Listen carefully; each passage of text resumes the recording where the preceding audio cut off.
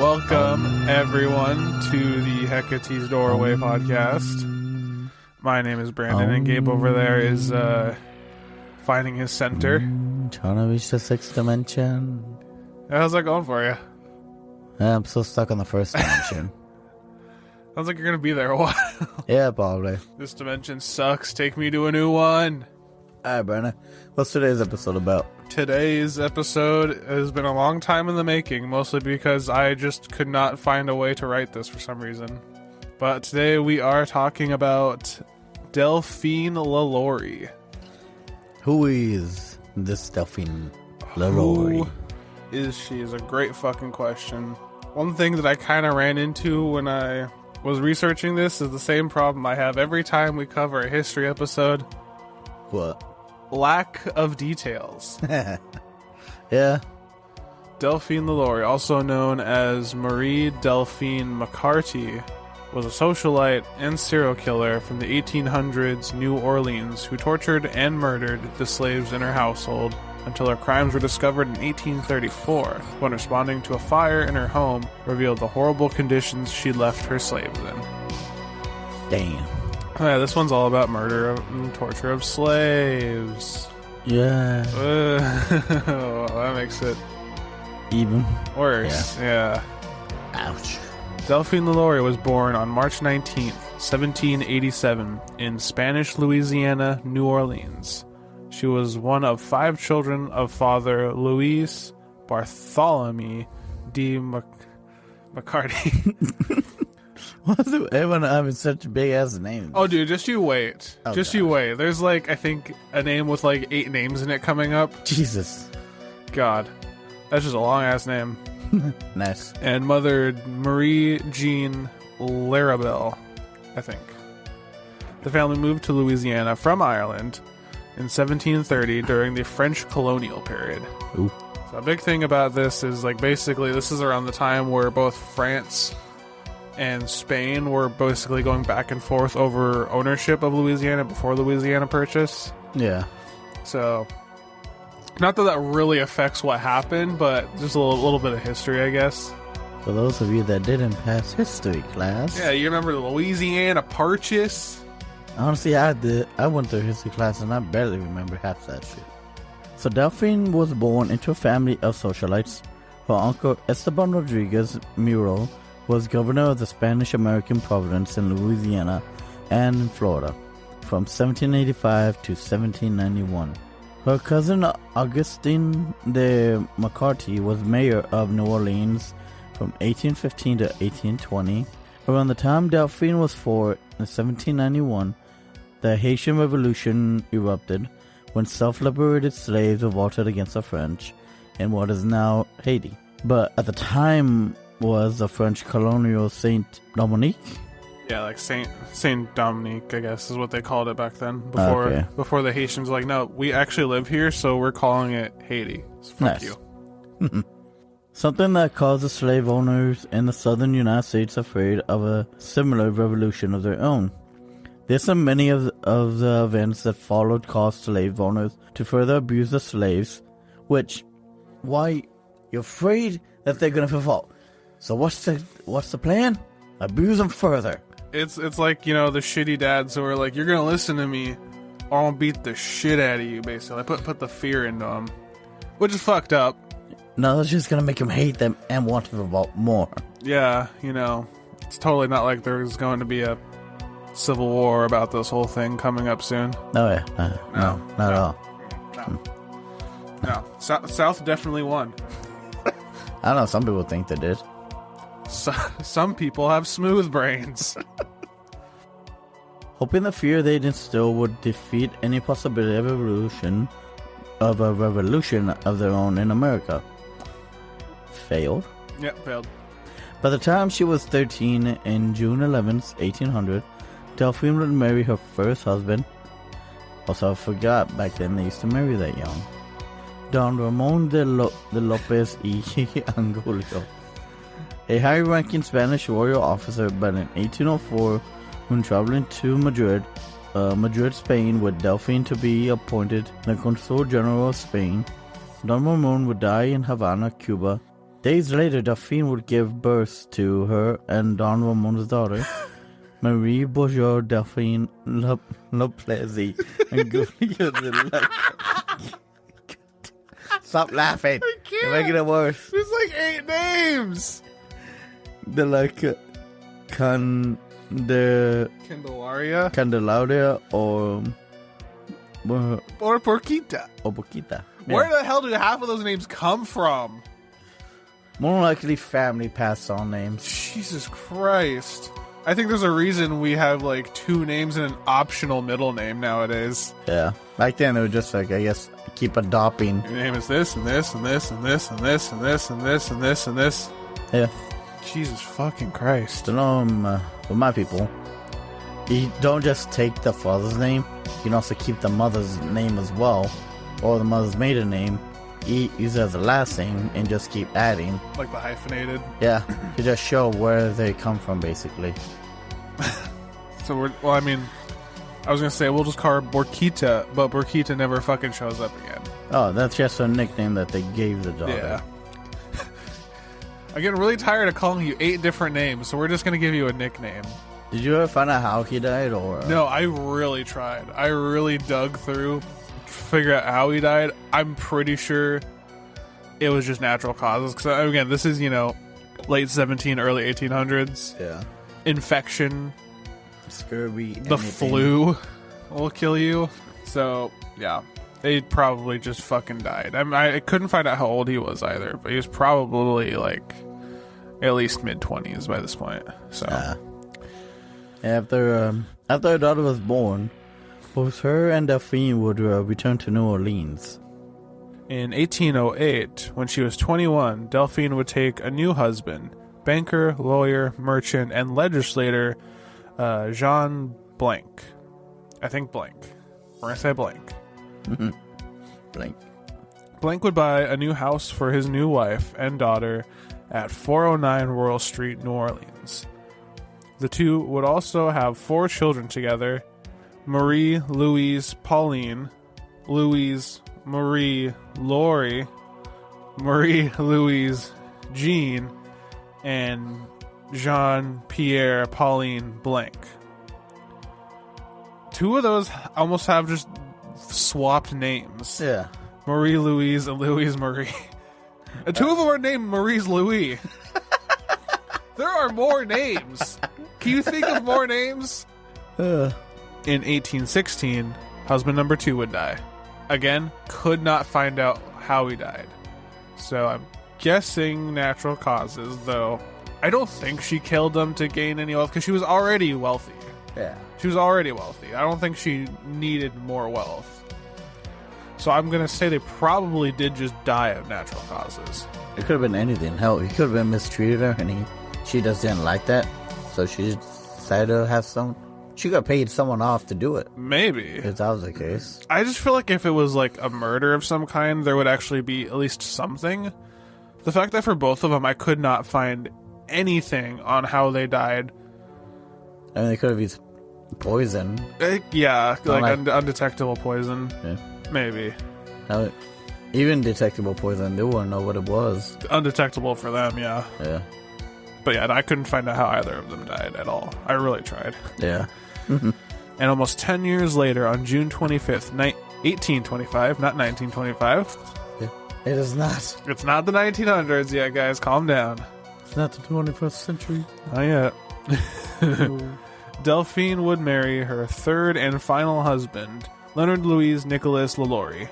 In 1831, they moved out of their home on 409 Royal Street, and Delphine bought a new home for the family at 1140 Royal Street, completely managed on her own. And a year later, she had a 2-story mansion built on the property with an attached slave quarters. As time went on, it seemed Delphine and her husband, number 3... Why did you put husband number 3 and not just his name? It sounded funnier. Because she's on her 3rd fucking husband at this point. They won't get along at all too well, and on November 16th of 1832, she petitioned the First Judicial District Court for separation of bed and board for him. Delphine would tell the court that Leonard had treated her in such a manner as to render her living living together unsuitable. Her children from her last husband would confirm these allegations as well. Damn. Yeah, Dude fucked up. I guess so. I don't know. I couldn't find out what he did. I tried to find that out too. Yeah. But I mean, it does. At the end of the day, it doesn't sound like it was probably anything more than just like not getting along. He was also back in the 1800s when women were still treated like shit, even if they were rich. True. And obviously, she's got the one with all the money. Yep. So he's probably got little man syndrome. Oh, yeah. So, segue before we get into this. History of the bitch. Over. We got her backstory. We got everything figured out.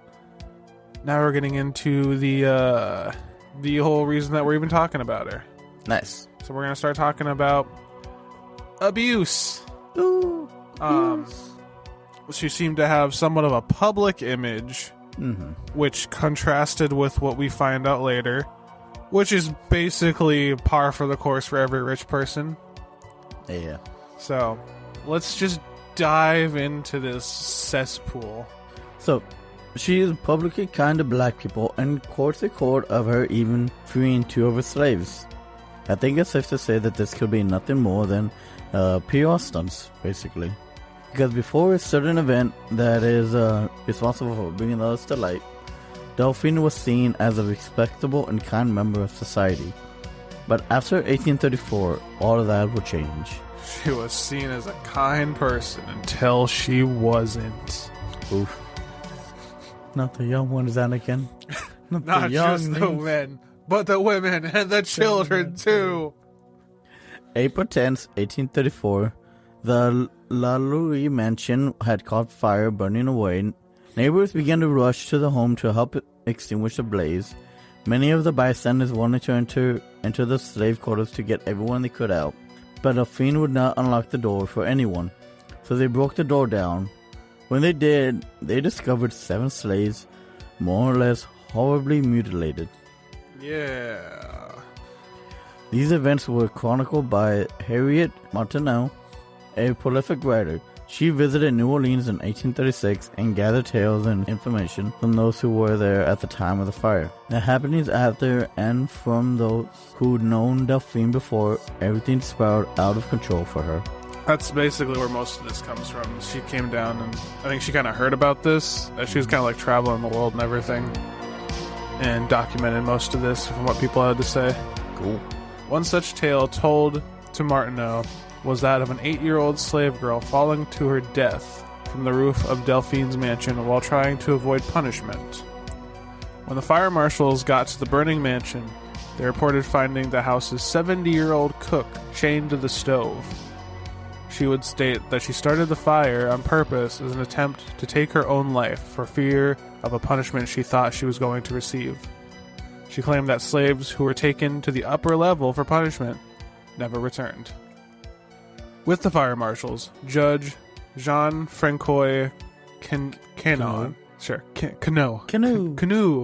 Francois Canoe had entered the mansion. Inside, he would state that he found one woman wearing an iron collar. And he says this a little differently, but I'm not going to repeat how he said it. Y'all can look it up yourself if you want to. A lot of N words. Ah, okay. Yeah. No, I'm not going to say. Yeah, we're not going to say that. Whoop, whoop. They're like, oh shit. One woman wearing an iron collar, an older woman with a deep wound in her head and was too weak to even walk amongst the slaves trapped inside.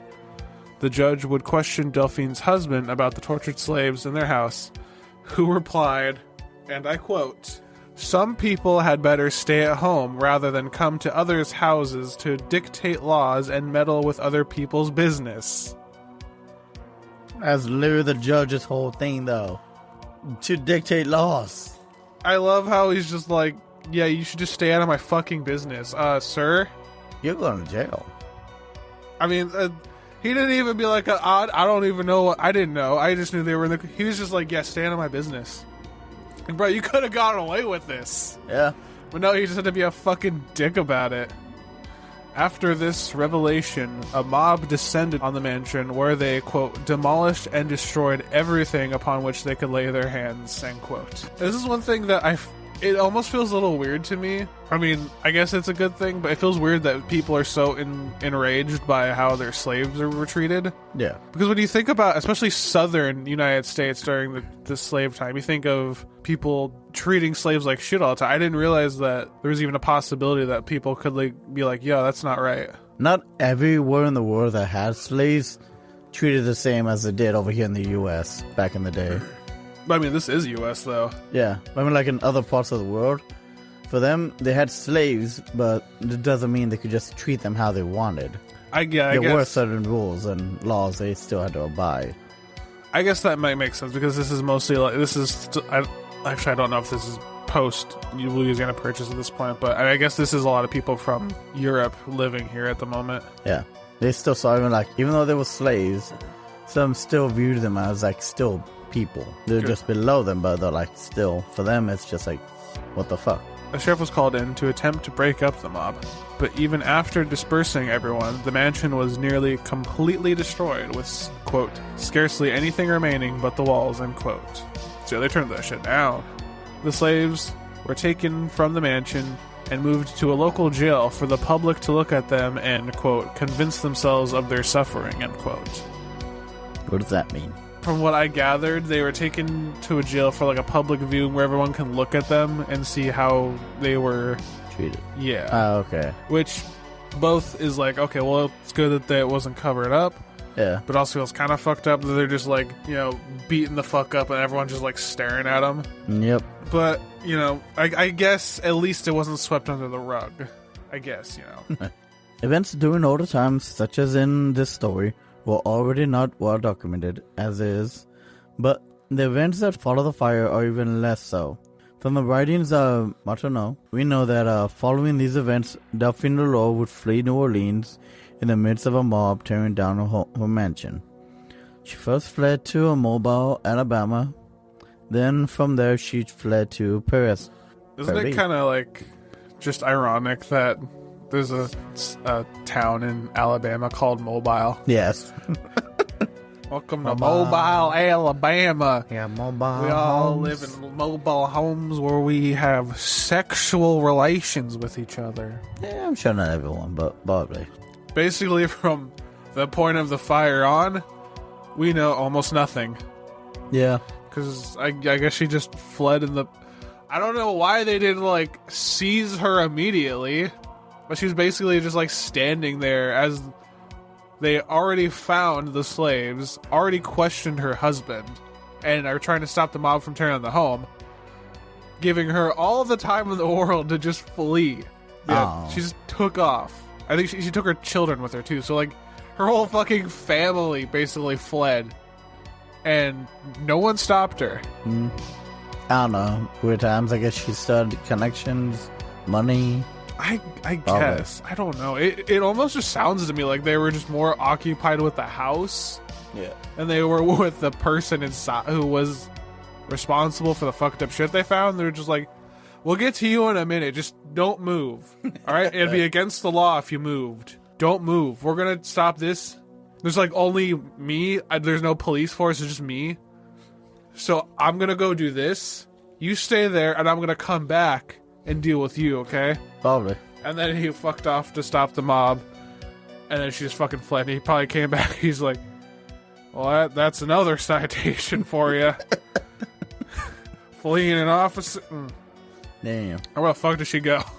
On August 15th, 1842, Delphine's son, Pauline Blanqui. Blank? I don't know. Nah. Blancu, maybe. Blancu!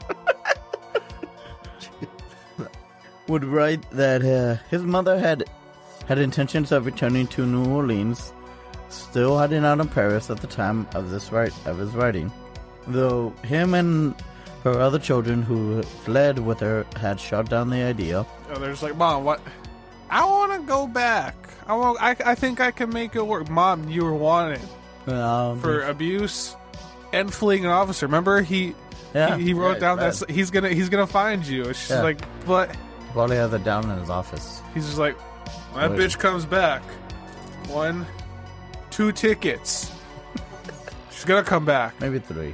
pissing me off. There's another one. You're wanted for abuse, fleeing an officer, and pissing me off, bitch. Is this an arrest? No, I'm just gonna scold you. Oh, okay. From there, the details are even fewer and far between. An old copper plate found in Paris cemetery sometime in the 1930s was inscribed Madame LaLaurie, born Marie Delphine LaLaurie, died in Paris December 7th, 1842, at the age of 62.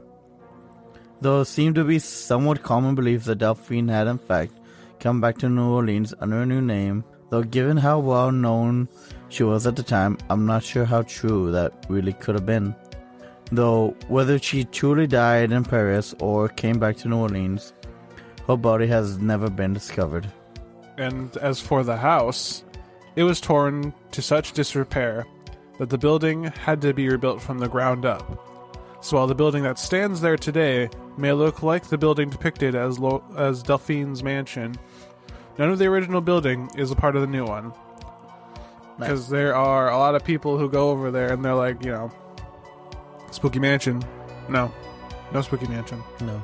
Also, I think it's kind of in bad taste to go ghost hunting at that mansion. Yeah, probably. I don't know why some people think she went back to New Orleans.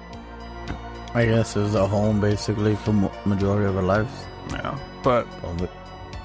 I think that that plate probably puts a nail in that coffin. Yeah.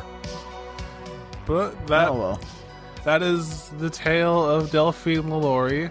It's frustratingly less detailed the part that's more important. There's plenty of detail about how she grew up and everything. And then once you get to the part where it's like, this is the reason anyone's talking about her, Yeah. there's not a lot of detail.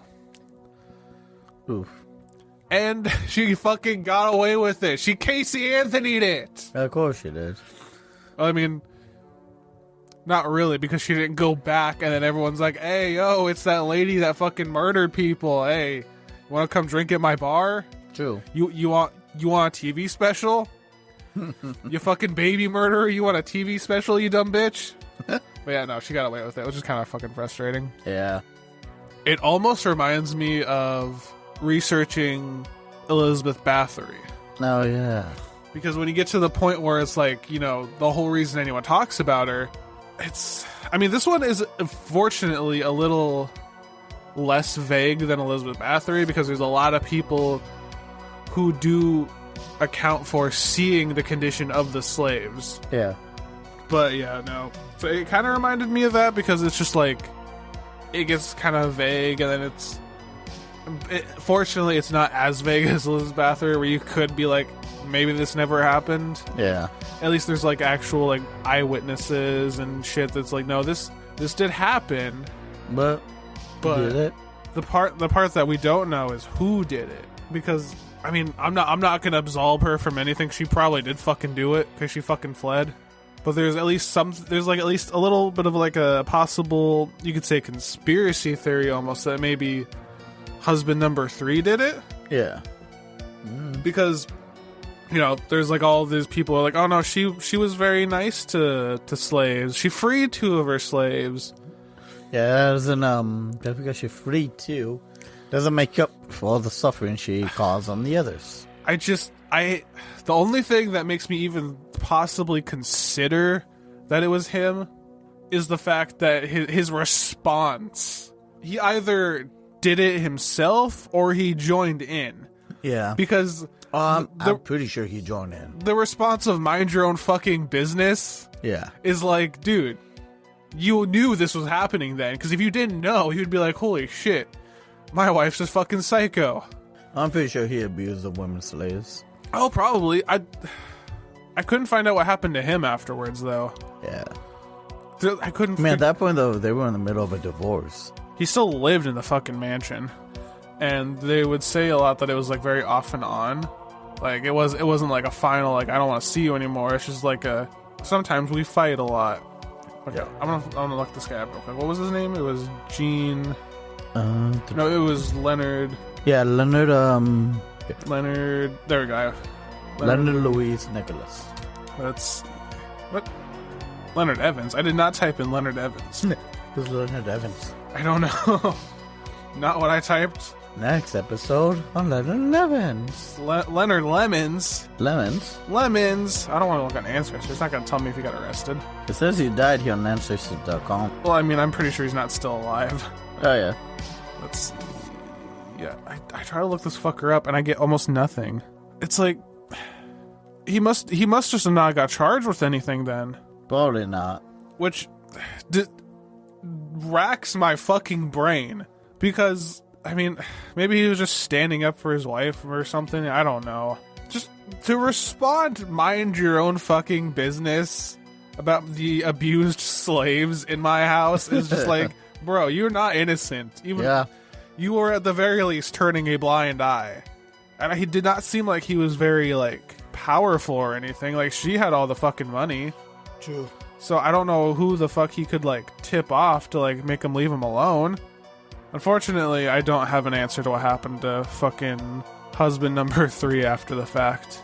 So... Hopefully he lived in very poor life and died in pain. It doesn't say how he died in Ancestry, but... No. Yeah. I don't think he fled with her, because it would have... Everywhere I looked... It says he went to France. That's where he died. Oh, maybe he did flee with her then. Probably. Yes, alright. Weird times. Very weird times. But I guess that's it for this one. I hate it because it's almost ending like an unsolved mystery. I know, right? Because there's no resolution. She gets away with it. Yes, sometimes that happens. God, it happens too often, man. Alright. Thank you all for listening. Hope you enjoyed today's episode. Yeah, I enjoyed it a little more than the last couple ones. It is brought to you by T-Mobile and Raid Shadow Legends. It's the sponsor of today's episode. I'm joking, we don't have sponsors.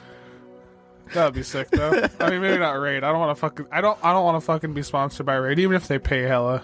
Watch they get in contact with us. I don't think I've ever heard a podcast get sponsored by Raid because I think they want all the stupid like gameplay video. Yeah, probably. I mean, you also do have now though in Spotify, they do have that whole, you can watch the whole episode basically. Yeah, but live. You have to film it, which we don't do because we ugly as fuck. I mean, not even that. I don't think we're that ugly. We just don't. Our studio is uglier than we are. Yeah, true. I mean, Gabe, you're standing behind a camo fucking sheet. Are you calling Michael Myers No, this ugly? is the good part. This is the good part. But if we ever filmed it, it'd be facing well, this actually, way. it would be facing this way, so maybe it wouldn't be that bad. Yeah. We don't have a camera, though. No. We'll have to decorate the wall more. I do actually, at some point, I do want to start filming these. Yeah, that'd be cool. Because it would probably make it a lot more entertaining on YouTube. True. But, yeah. Okay, well, I mean, I guess that's that. I guess we've been talking about a little bit doing another show where we kind of take more of the funny episodes over. Like the... Talk shit. Yeah. I mean, that would be fun. Yeah. I don't know what the hell you'd call it, though. It took us, like, what, a month to find a name for this one? Maybe more. I think so, because every time I would, like, come up with a name, or you'd come up with a name. It was taken. Yeah, I'd go on to Spotify, I'd type it in, go to podcasts, there'd be, like, at least 2 of them. Yeah. Like, well, fuck me, okay. Took us a while to come up with a unique name that no one else had. And we were going to try to do those, like, update episodes at least once or twice a month. Mm-hmm. Just because, why the fuck not? Yeah, see what's happened. Thank you all for listening. Thank you. Everything will be in the show notes, as always. If you want to support the show through our sick-ass merch, I'm going to put some new shirts and some new stickies on there at some point soon. Got pretty cool designs to go for that.